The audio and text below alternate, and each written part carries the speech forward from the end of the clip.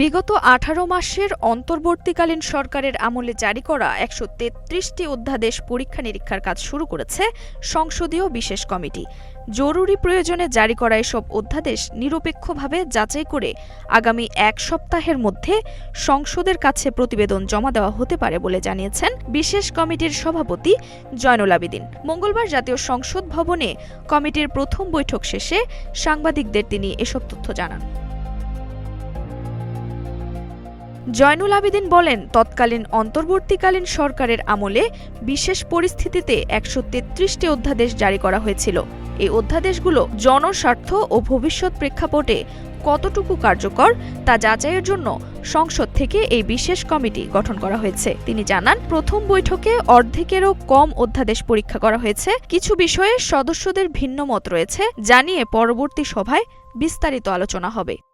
নুসরাত জাহান জেরিন, নাগরিক প্রতিদিন।